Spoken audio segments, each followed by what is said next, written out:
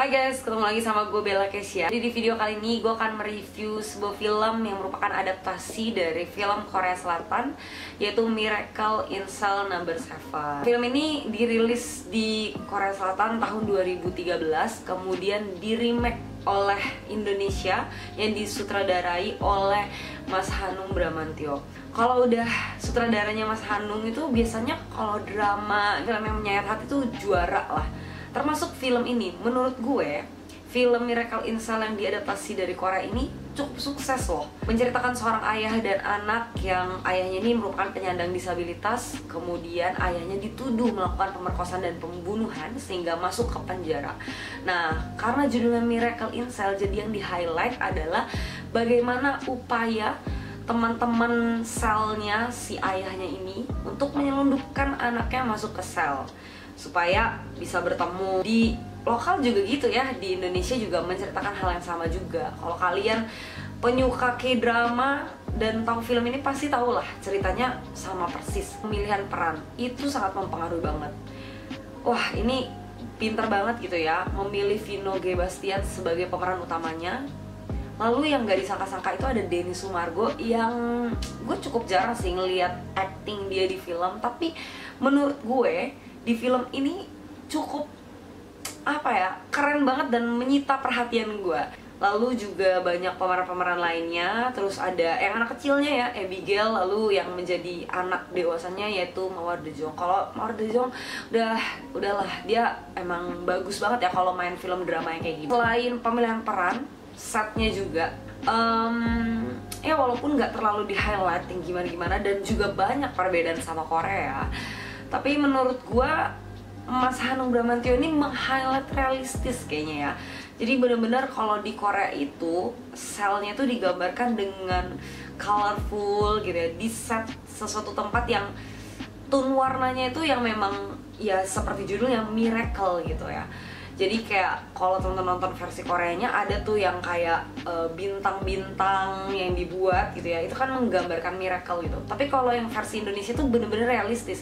Ya penjara gimana sih, kotor, jorok dan sebagainya. Walaupun sebenarnya gue sadar sih ada tone warna yang mungkin rencananya tuh tone warna ini menggambarkan miracle itu ya, agak kuning-kuning gitu ya, agak coklat-coklat gitu. Nah selain itu durasinya juga sih, durasinya beda banget ya. Kalau yang Korea itu sekitar 2 jam, kalau salah 120 menit ya, nggak nyampe kayaknya. Kalau versi Indonesianya itu 145 menit, jadi panjang banget gitu. Cuman ya balik lagi, bagusnya dan untungnya ketika versi Indonesia ini mungkin lebih panjang durasinya, mereka lebih detail justru, menceritakan juga ya latar belakang dari pemeran utamanya Mas Dodo gitu ya, yang diperankan oleh Vino G. Bastian. Cuman ya balik lagi, perbedaan-perbedaan itu bisa diatasi lah, karena Indonesia juga punya strong point-nya, yaitu jalan ceritanya. Bener-bener menceritakan dengan jelas.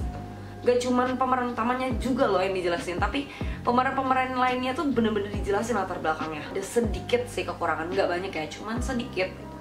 Ketika udah mulai masuk dalam emosional di filmnya, itu dipatahin sama jokes bapak-bapak yang menurut gue memang itu lucu banget, itu seru banget, itu fun banget, dan itu menghibur banget, kocok banget. Tapi karena ini film yang menyayat hati dan menyentuh hati, ini merupakan film drama, jadi menurut gue mungkin akan lebih baik dikurangin sedikit jokesnya, karena timpah-timpahannya itu banyak banget. Jadi kayak kalau misalnya mau sedih, tarik lagi rasa sedihnya karena kepatah sama jokes-jokesnya. Untungnya jokesnya tuh lucu gitu ya, untungnya jokesnya itu masuk gitu. Nah bahaya nih, ada beberapa gue menemukan 2-3 scene yang jokesnya tuh kayak patah banget gitu. Di situ berusaha untuk ngejokes tapi nggak dapet, sampai satu penonton di bioskop itu kayak diem krik-krik gitu. Itu sih sebenarnya yang gue rasain selama nonton. Tapi menurut gue ini remake terbaik loh. Setelah kemarin gue nonton Sassy Girl ya, My Sassy Girl yang juga diadaptasi, menurut gue dibanding itu gitu ya, ini best, ini bagus. Jadi teman-teman kalau penasaran langsung nonton di bioskop terdekat kalian. By the way, gue juga nggak bilang My Sassy Girl jelek, enggak, cuman much better lah untuk yang film ini. Ken White, gue nggak bisa nunggu lagi nih adaptasi berikutnya, yaitu Hello Ghost.